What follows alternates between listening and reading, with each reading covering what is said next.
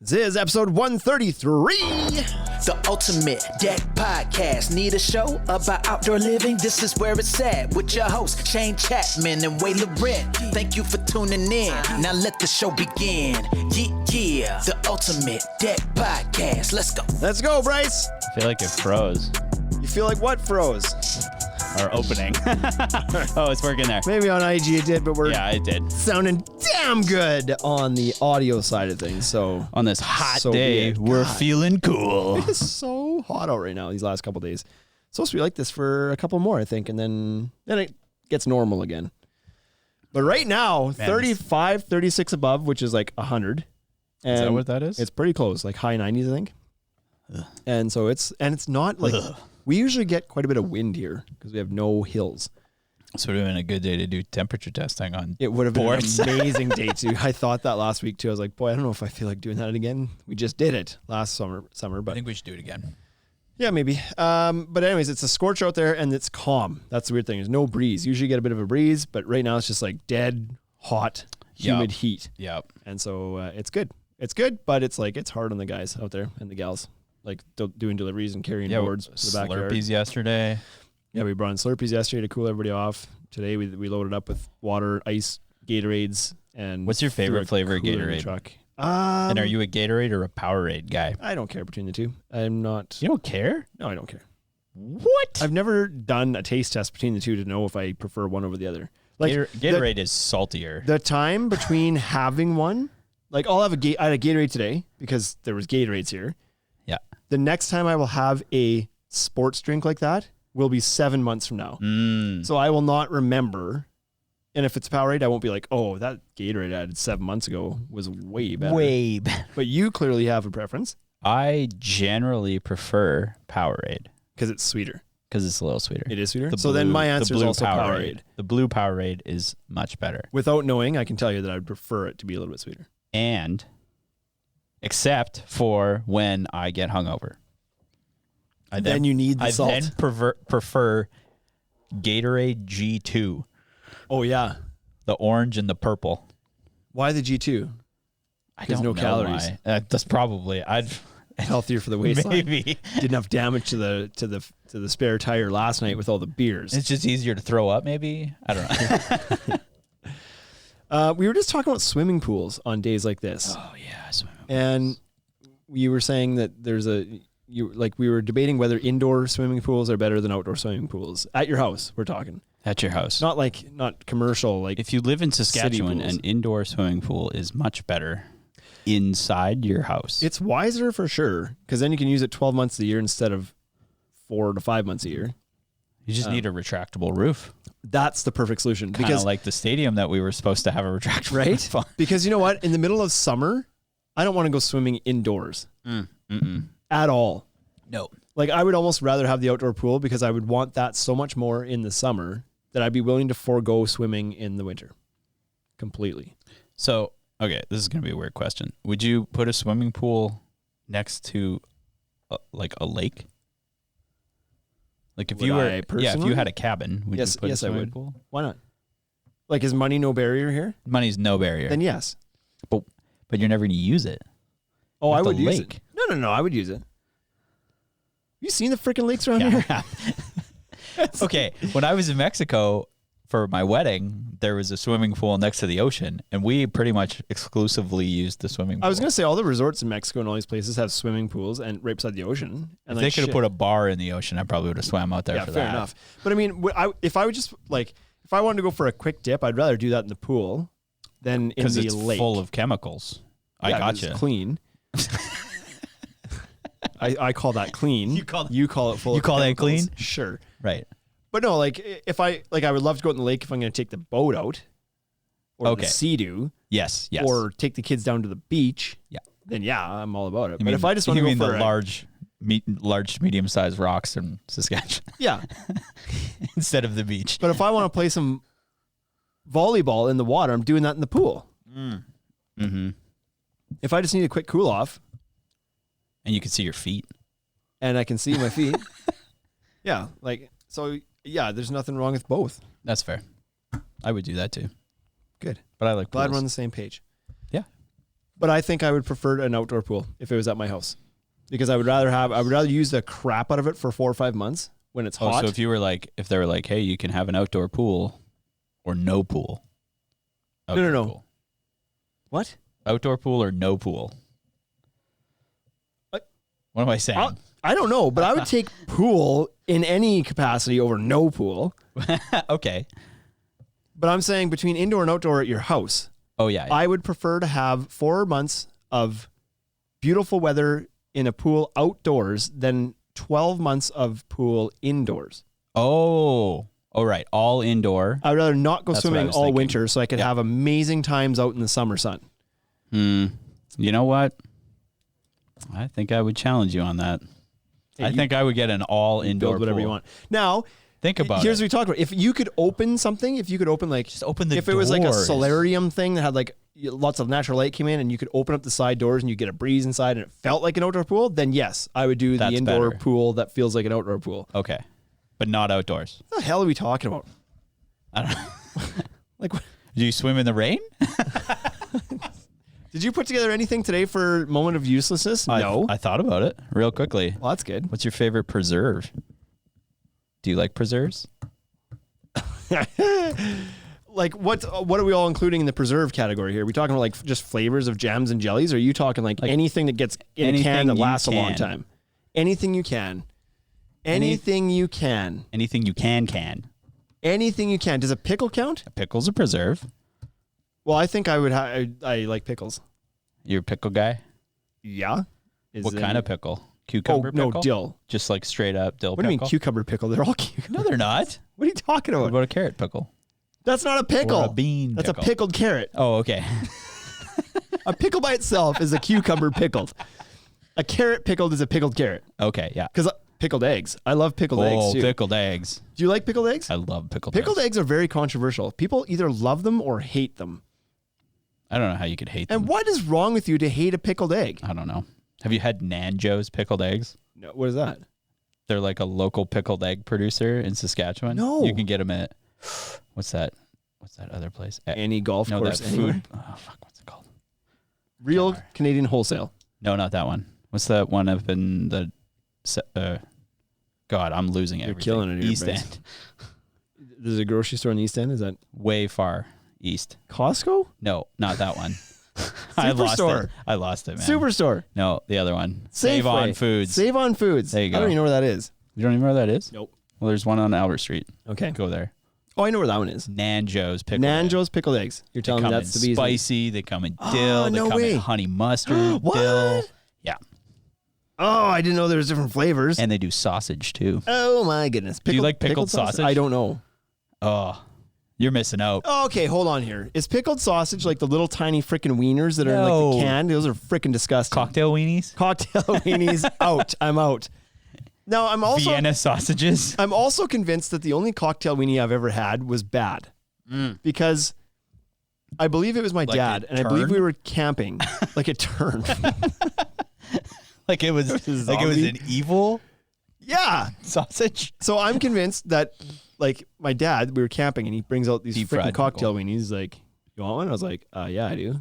It's a hot dog. Who Hot doesn't want a we were hot dog? camping. I tried it and I was like, "Nope. There is no way that anybody actually likes that. That is bad. That was in the camper from last year." So I don't know. Okay. I also felt that way about a Kalamata olive. Oh, yeah, those are good. The first time I had one of those, I was like, "Oh, that's bad. That one's bad." The one I had was bad. And they're like, "No, it's No, an it's not olive. bad. It's not That's the bad. way it You like tastes." it." I was like, "No, nobody could like that." There's no way. Like, it has to be bad. Right. If people like those normally, then that one was bad. Right. Because that's not something anybody would like. But pickled eggs. Freaking delicious. What about fish? Pickled eggs give me the hiccups. Do they? Am I the only one that pickled eggs give the hiccups to? I think so. Is that weird? That's a weird thing. Guarantee. Like, if we go get pickled eggs and bring them, I will hiccup after eating pickled egg. Boy. Explain that. I don't know. Maybe And you're it doesn't- inhaling them too quickly. It doesn't even take long. I've tried to You're like, slow play these things No. and like take her easy. And it's like, oh, maybe no, it didn't work. Like, I don't know what it is. How does eating a pickled egg cause your diaphragm to spasm? I don't know. It doesn't make any sense to me. Does anybody else out there in the world? I want to get a message. Somebody better message us if they also get hiccups. This is something I've wondered forever, Bryce, my whole life, if I'm the only one, but I've never thought to ask, and now I have a platform to ask. Are you the only one who gets hiccups? Am I the only one that gets hiccups after they eat pickled eggs? The answer is probably no. Because if I am the only one, That's impressive. I'm not the only one at anything. No. Who is? Who would There's got to be someone out Who would there. have something that they're the only one? Could you imagine? That would be your shirt. 8 billion people. And you get hiccups. Because you can talk about Usain Bolt is the only one that can run. For now, he's the only one because he wasn't the only. He was before him was Donovan Bailey. Yeah. Was there somebody in between Yeah. Wasn't there an American guy too? that beat Donovan Bailey in the 100? Yeah. I don't know, Michael Johnson. Sure. Yeah, that guy. Yeah, you're right, actually. But they raced together in Skydome that one time, and then was it Michael Johnson? I feel like his name is Michael Johnson. I think you're right. It was pulled normal up with name. a fake quad pull because he was getting his ass handed to him by Donovan Bailey in the 150 meter. That guy was full of excuses. By a Canadian. What a wiener. Right. What a cocktail wiener. Way to bring that one back home. That's right. So anyways, I hope I get a message. Or don't, because if I don't get a message, I'm going to be convinced that I'm the only guy in the world that can claim he gets hiccups guaranteed after pickled eggs. What about deep fried pickles? They're okay. Do you like? Okay. Yeah, I'm not in love You're with not them. in love with them. But they're good. You? I like them. I always find that they're too hot though. Yeah, they come are always- out. I was just Like gonna you say, take a like- bite and you're like and you burn your whole mouth. Yeah, which is fun, right? Which is like When is that fun? real good time to burn your face with That was my moment of boiling uselessness, pickle by the way. juice. Yeah, well, we did well because that was a bunch of garbage. Oh, look, the Extreme How To has joined our podcast. This is a super small audience today. Did we mess this up by moving it to Friday and not telling anybody? It's not. Okay, so first of all, Do people think this is Friday? Not Friday. Sorry, we moved it a whole week, not a day. Yeah, everyone's like, "Oh, they're done now." Finally, we skipped last week. Never told anybody anything because it ended up that Wade's always gone now. You were gone. Yeah, I was here, and I was like, I don't have time for this shit by myself. Yeah, exactly. And so I didn't do it. So we waited. And now it seemingly has affected our Instagram audience. We've destroyed We've our gone Instagram from audience. 12 or 15 people we normally have to 4.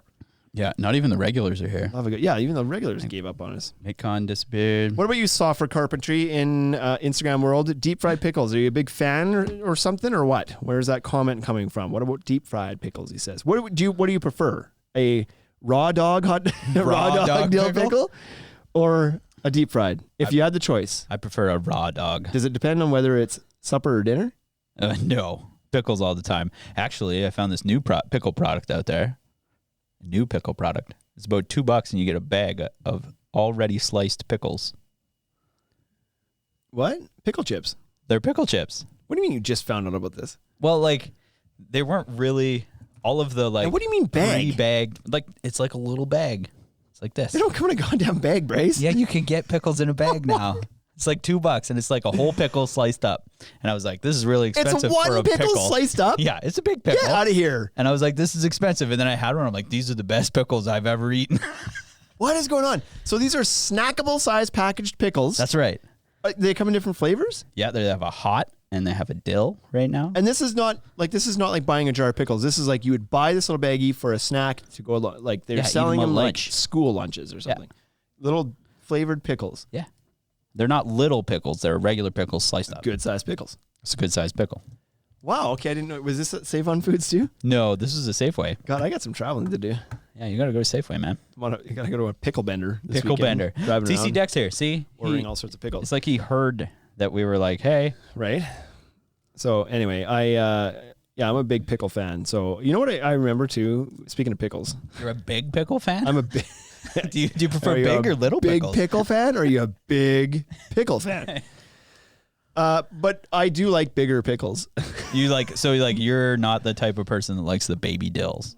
Well, they're fine. little. They're fine. But I want like a good medium. I want one that can that I can fit in my mouth, and take a good crack on. Right. Like I don't if they get too big, then It's they're hard kind of to- woody. It's hard to buy.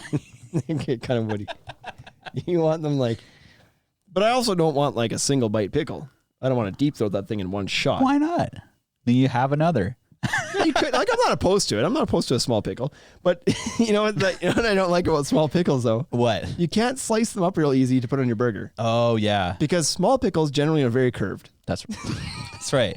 They got that downward curve, and it just doesn't work out. And when you try to slice those things, you can't get uniform slices out of a baby pickle. Well, because you have to slice it lengthwise to get any, like, enough pickle on your sandwich, right? Or right. your burger, yeah. right? I feel you. Here's the thing. I don't even like the ends of the pickle slices. I don't like the last one that still has the skin on the outside. I don't mind it, but I don't like that they're not like the same thickness as the other ones because the pickles aren't perfectly cylindrical. Mm-hmm. So when you end up cutting your slices out of the middle of it, they're all like they're pretty consistent. Has anyone ever asked you if you had ADD or why? Something like that? Why do you ask? I don't know. But so here's my problem. When I cut a pickle, okay, this is gonna get weird. People are gonna be like, "What's wrong with you? Just cut the pickle different." Just cut the pickle. When you get baby pickles and they're all curved up, like they got a curl to them, right? What you should do is like hold it so that the curve is like so that the cupping to make this relevant to decking. So the cupping is up or down, whatever, but don't lay it on its side. Oh, what I find myself doing is laying it on its side. It's easier to cut. Trying to hold straight and then like cut it straight, cut the curve into it. You know, and then that results in the end piece ends up being like fat on the ends and then skinny in the middle and then fat on the end again. That's what I don't like.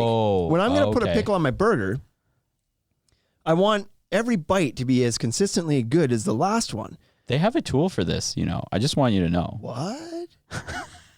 It's called a mandolin. Oh, yeah, no, that's cheating. No, it's not. Why is that cheating? Do you still use a screwdriver? For some things, pickling. Do you still use a regular saw to cut straight lines? I've got a mandolin, okay? I always take a chunk of knuckle out every time I use it. It's because you're not using the guard. No, I don't use the guard. Who uses the guard? Speaking of saws, you don't use the guard in the saws either. I'm the guy who took the guard off. I saw the trick for that. For what? To not use the guard. You use a fork with a little piece of garlic on it. With a little piece of garlic on it? Yeah, so you can like get your hand down there.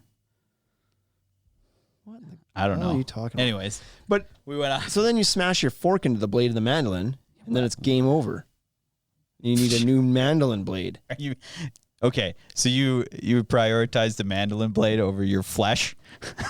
Yeah, because you don't buy replacement mandolin blades. You buy a new mandolin for $5. Right? Yeah, they're $15. I thought, but like the replacement blade's gonna be not worth it. You might just get a whole new mandolin. Right. I agree. But like my knuckle skin grows back. It does. Like who's being smarter about this? And nobody knows that they're having a little Shane chip in their.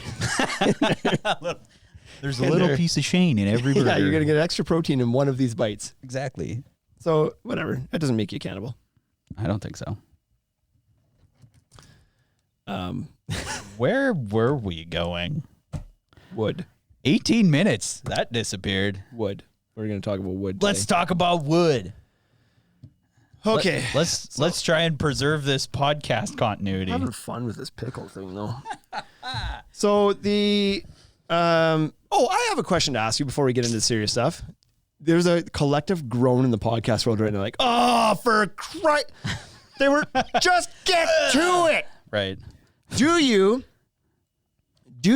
change your underwear every day, even if you don't shower that day? Yes. So if you're waking up, you're like, don't need to shower today. Change your underwear. You put on clean underwear yesterday. You showered yesterday. You sleep. You get up. You're like, changing my underwear even though I'm not showering. Yes. Religiously, every single day. Yes. This is interesting. Do you not? I usually wouldn't. No. Why? Because they're not dirty yet until you take them off or you shower. Oh, yeah. You think they're not dirty. No, that's the rule. No. This is the question that came off another podcast from Nick D. We were talking about this the other day. Oh, Nick D. They were asking this question. And the same thing happened. One guy was like, yeah. Yeah, you have to. And Nick D was like, no.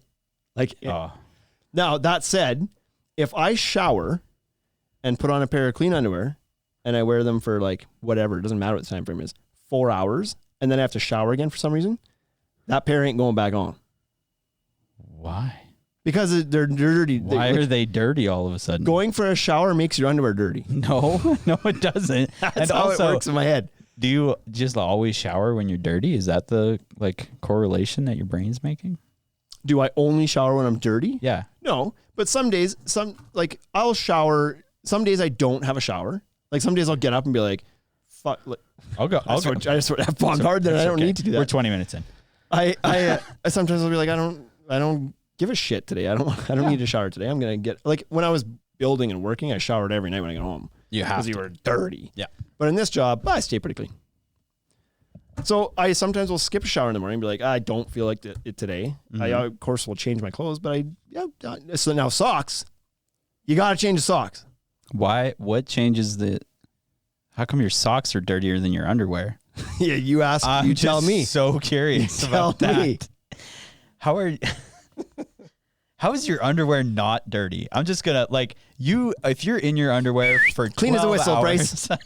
Your underwear is dirty. I'm religious about Cutting your pickles, but you can't change your goddamn underwear. Yeah, no, I'm religious about cleanliness in that area. I don't think you are. Why do you have an opinion on this? What evidence do you have to suggest otherwise? Do you pee? Yeah. Not in my damn underwear. Do you dab with a little bit of toilet paper? Have. You have, But no, not religiously. Don't. No, but I shake it so hard it's all over the walls. It's straight everywhere, Bryce. Listen, there might be a lot of dirty things after I take a piss, but my underwear is not one of them. I don't drink enough water or fluids to actually pee in a day normally. Okay. Do you ever sweat? Yeah, a little bit on my face. Why just your face? Why don't you like wearing a mask? Let's put it that way. Why don't I like wearing a mask? Yeah. I love wearing a mask. That's a lie. I hate wearing masks. I don't like wearing them for extended periods of time. But Yeah, because your face gets all moist. Yeah. Ugh. Just like the things in your underwear. Yeah. Well, I don't talk out of my... That's debatable. Yeah. You might talk out of your ass. Yeah, I might. So, okay, fine. I'll start changing my Change your underwear, every, man. every morning. Like, sometimes I would. But more often than not, if I'm waking up in underwear I just put on yesterday and I'm not having a shower that morning, I'm just like, I'm wearing the same underwear. So I don't shower I usually go 3 days. Oh, see, you're the dirty bitch. Yeah, I change my freaking underwear. Yeah, but changing your underwear doesn't clean your ass. You don't, But I'm a cleanly guy now. I work in an office. This is true. It's the same reason you don't change your underwear. Oh, God, this is so conflicting right now. I'm not sure what the right answer is here. Everybody listening is like, how about you change your underwear as often as Bryce does and shower as often as Shane does? Right, and that's exactly. the perfect man. You guys got it. I've gone 3 days. Yeah. Not having a shower. I've gone 7.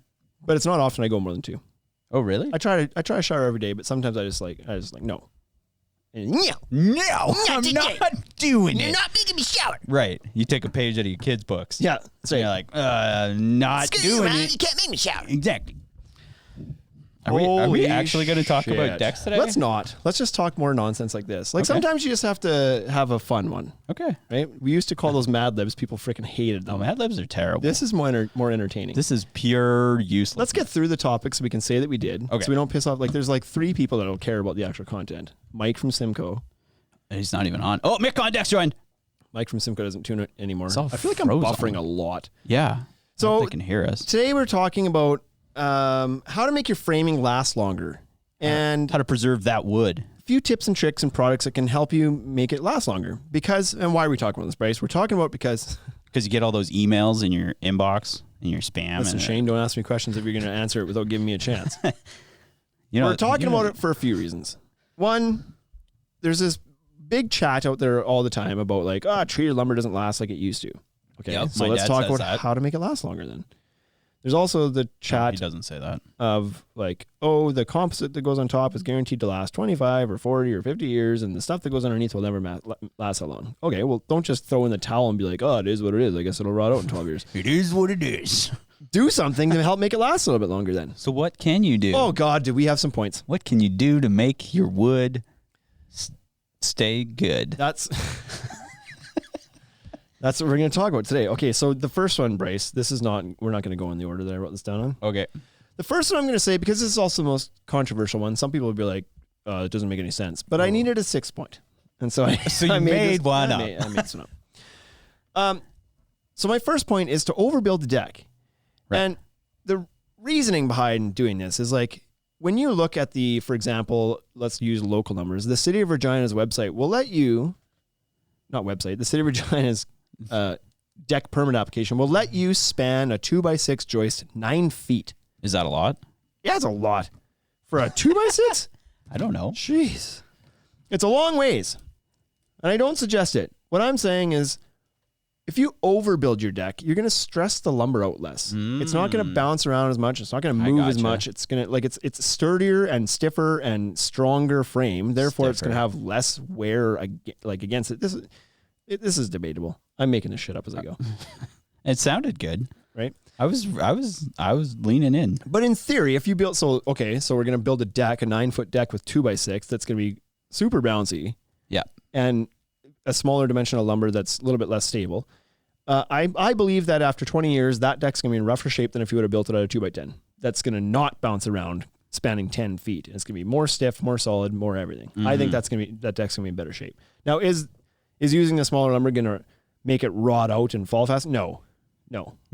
But it'll probably tax the fasteners a little bit more, maybe, because things are moving around more and whatever else. I don't know. This is a stretch. I understand what you're saying. See what I'm saying, though? There's less like gaps. Like, how do you break something that doesn't break easy? You wiggle it back and forth. Right. Now imagine your whole deck was wiggling back and forth all the time. Yeah. Stresses it out and slowly over time. Right? Gets like... Stress your fasteners. Gets like... Gaps get bigger. Water can just like seep into spots. Right. I understand. Now, another one is the option of using ground contact framing. So there's like treated lumber is not just treated lumber. There's different types of treated lumber. Whoa. There's not just green. Mind blown? And brown. No. There's what else is there? And why would they have like different purposes?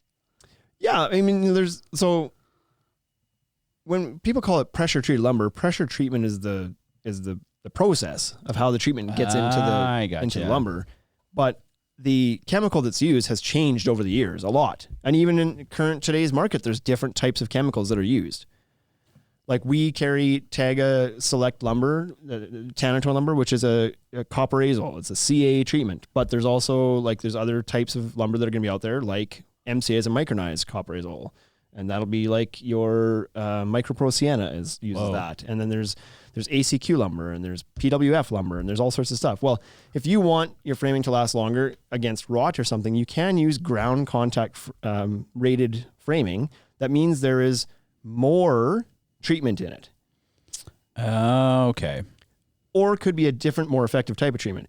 But stuff that's rated to be in the ground has more preservative in it, or will stand up longer against rot from moisture than non-ground contact stuff would be. And often the ground contact stuff is perforated or incised, if you want to call it, with little slits in it that allows the treatment chemical to be pushed further into the board.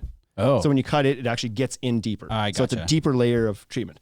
So if you wanted to, you could use ground contact framing. I believe some places and even some, we're gonna hopefully have somebody on here that can clear this up. But I believe in some cases they actually call for ground contact framing on all outdoor decks now. Wow. So that'd be pretty crazy, actually. Right? And this is it more expensive? Significantly? No, I don't think it'd be significantly more expensive. No, but there would be a price difference for sure. Yep.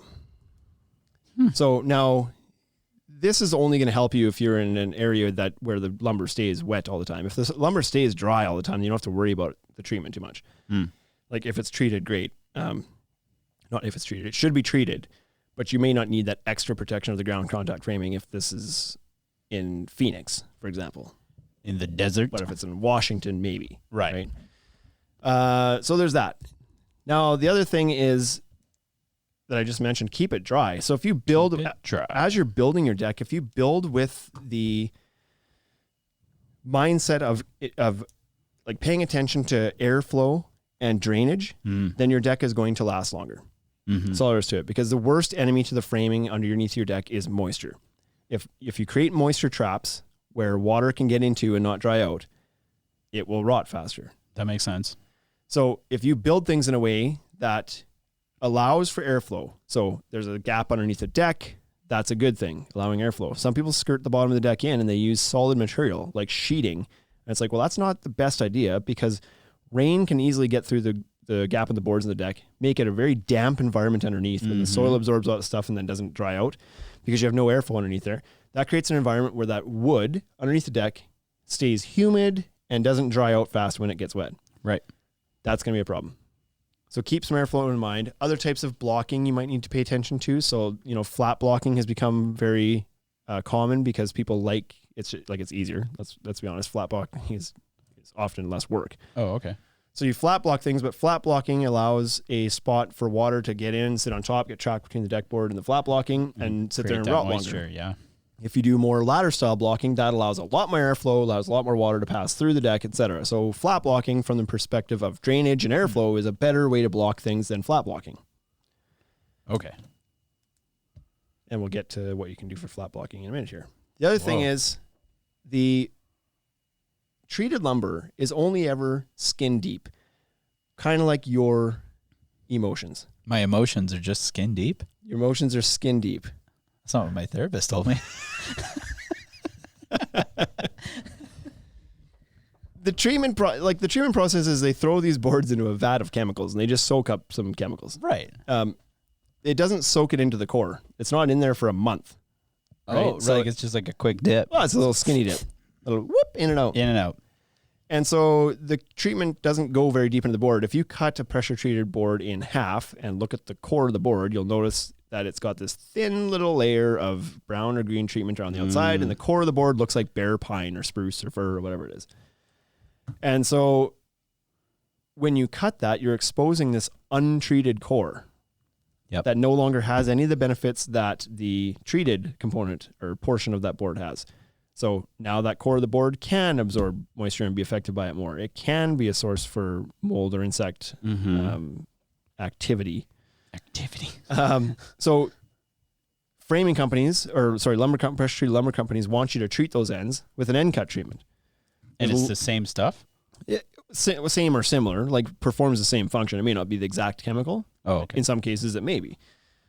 But either way, it's something that'll help kind of seal up the ends of that wood and kind of treat the bare, untreated whitewood. Because often where you're cutting to is end grain, which actually pulls moisture into the board more than just like the side of the board would. Oh, okay. So when you cut a board, take your end grain treatment, dip it in or brush it on or spray it on or whatever you got to do. Soak it up. Seal up those ends. Some people will just use like a penetrating oil, like a Q-Tech or something as end cut treatment. And that works? Yeah, it can work. It repels water, right?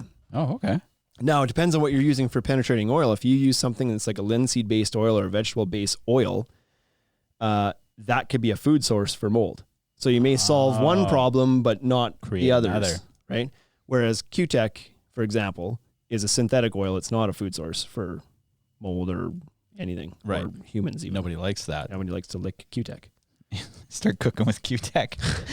That sounds like a great podcast or like a great YouTube series. Right. Cooking with Q-Tech. It's like, will it blend? Yeah. Can it cook? Can it cook in Q-Tech? I mean, yes, it can.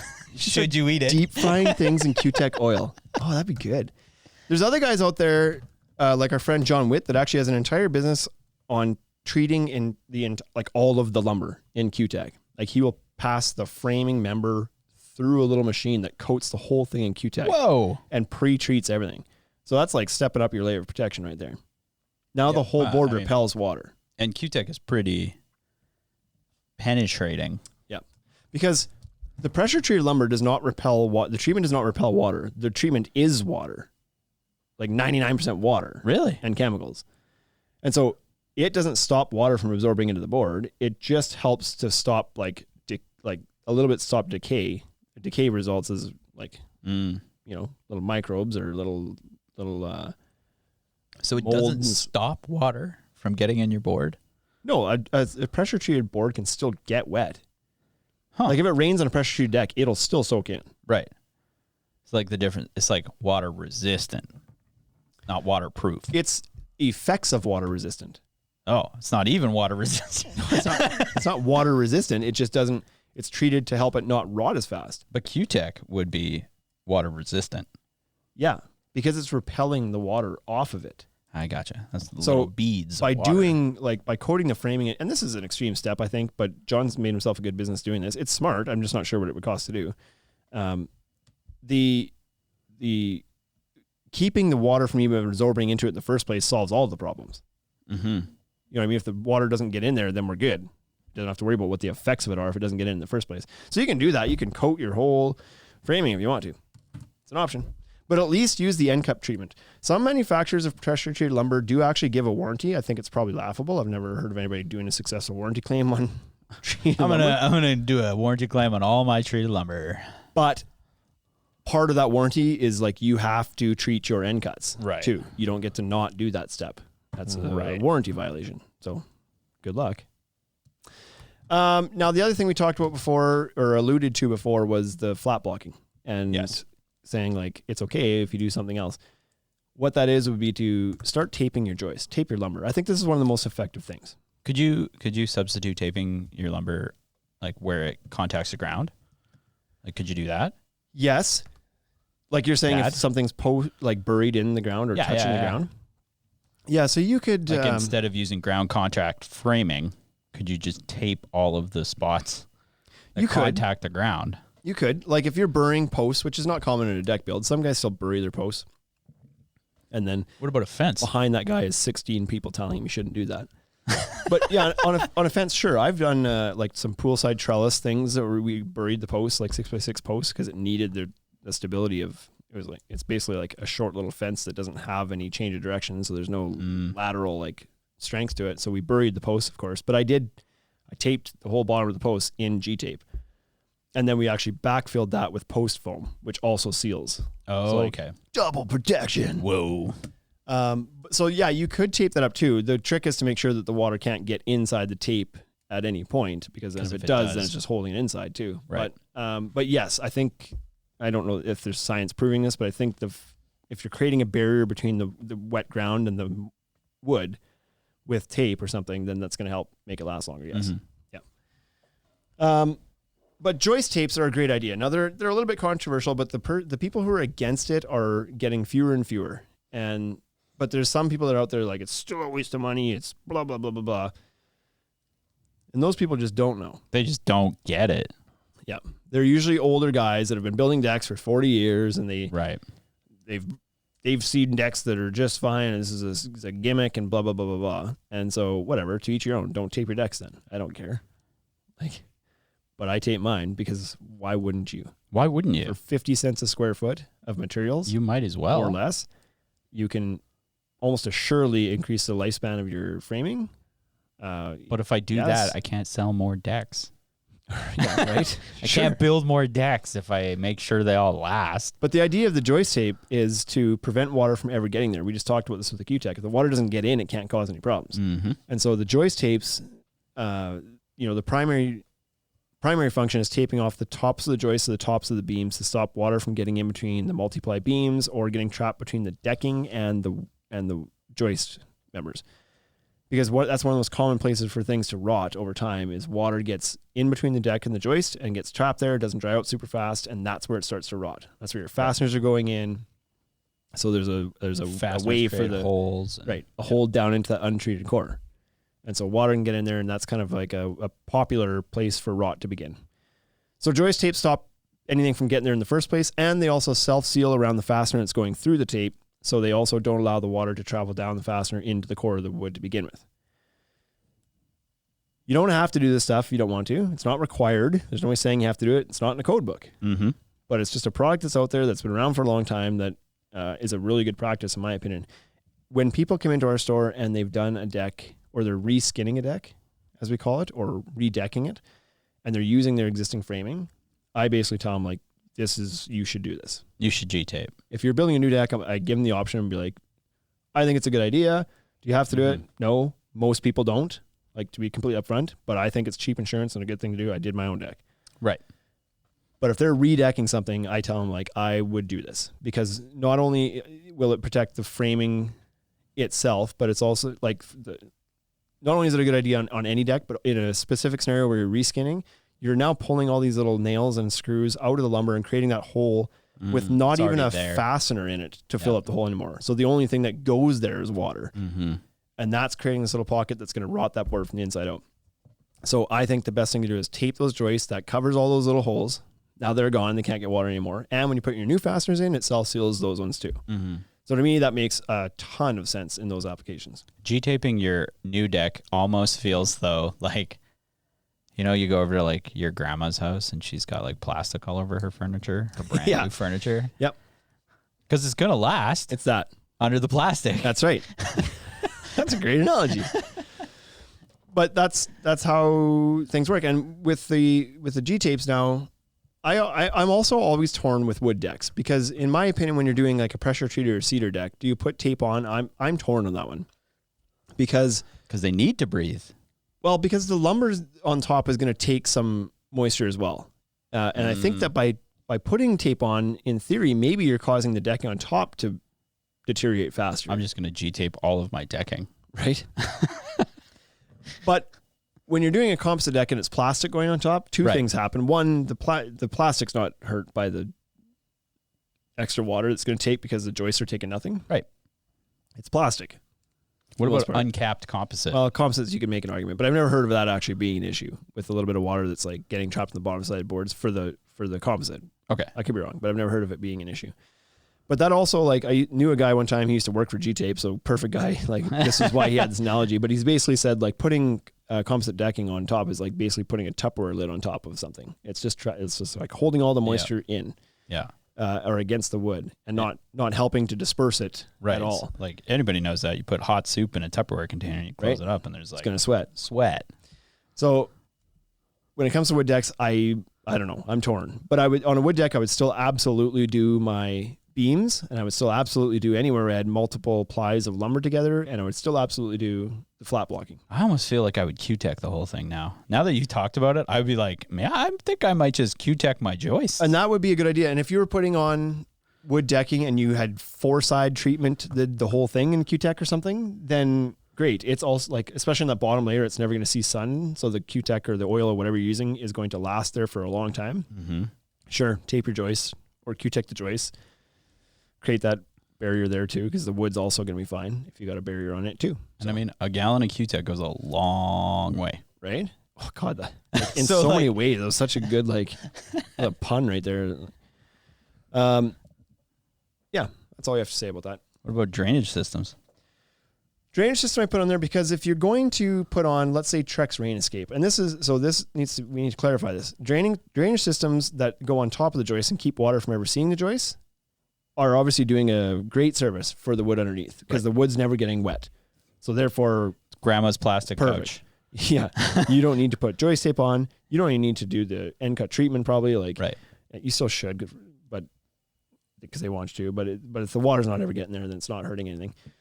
However, there's some drainage systems that attach to the bottom of the joist, which means the water goes in, soaks the wood first, then gets into the trough and drains. But then there's also no airflow. So you've made the wood wet and prevented any airflow from it drying out. Other than those are a little bit tricky. But if you're putting a drainage system on top, like a Trex Rain Escape, then you're kind of killing two birds with one stone. You're creating dry space underneath, and you're stopping your lumber from taking any moisture. Generally, if someone was to do that, they'd probably already put G-tape on there.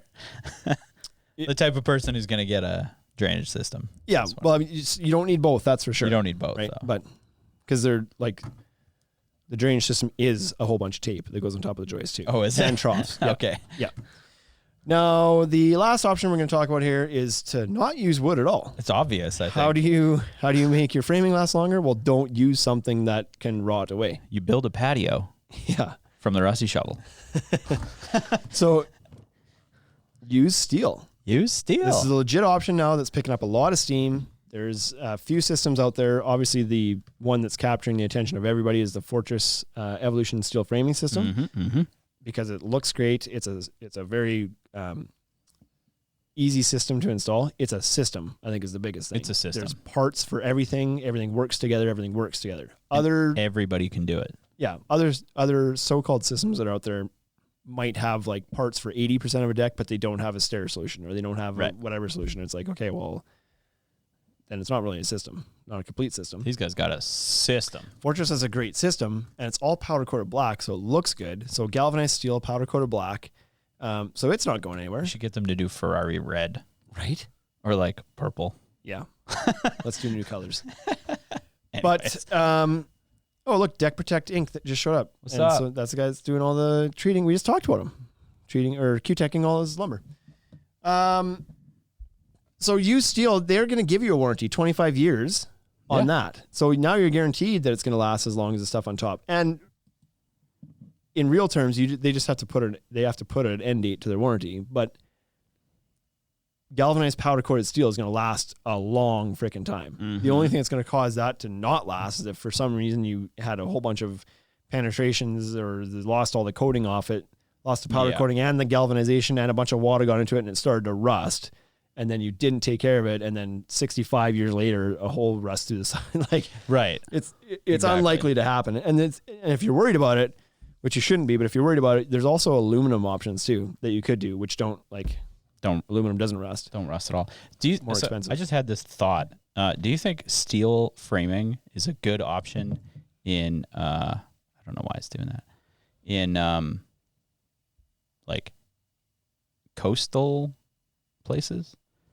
Because like I know like cars get real rusty. Yep.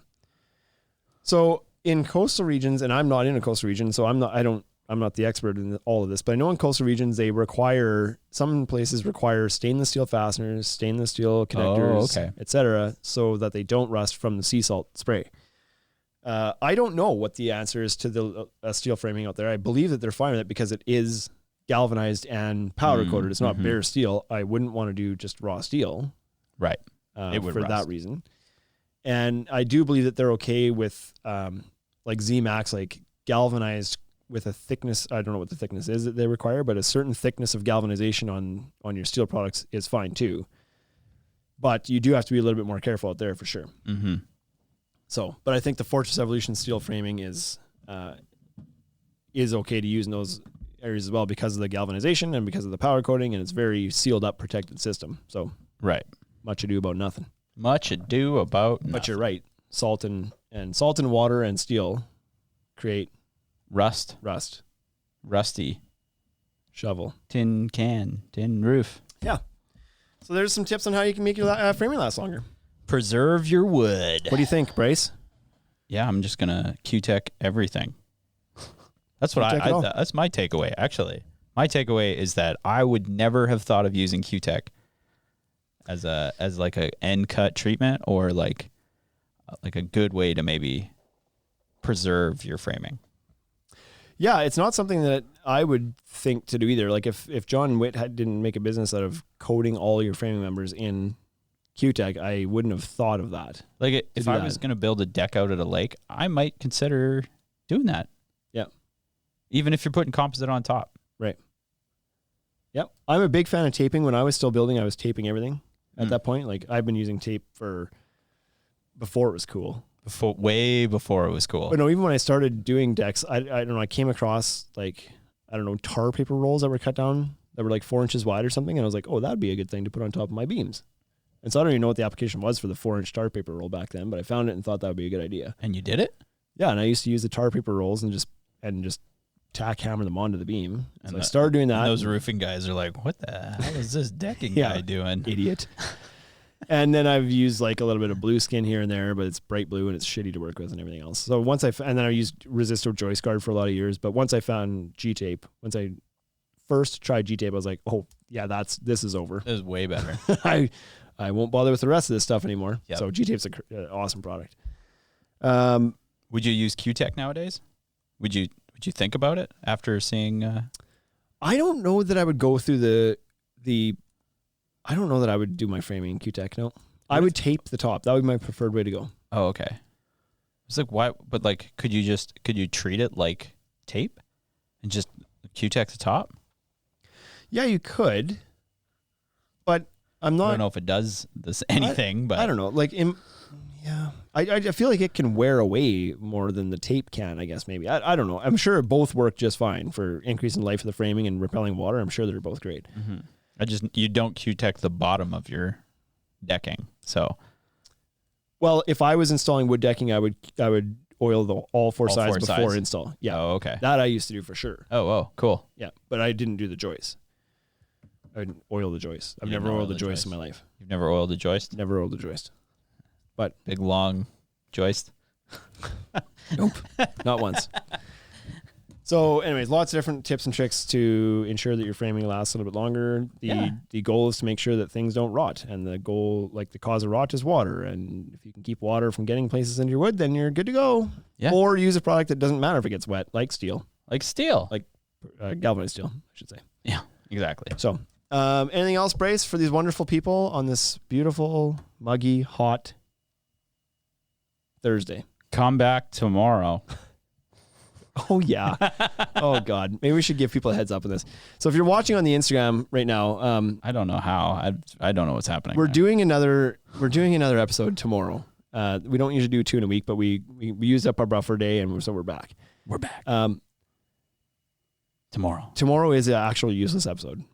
It's a fully tune in to watch someone barf. That's a very real. It's a very real possibility. There may be. I want to set that expectation. If it doesn't happen, I'm happy. We've got some contractors coming in who have purchased some surströmming. Is that how you say it? Yeah.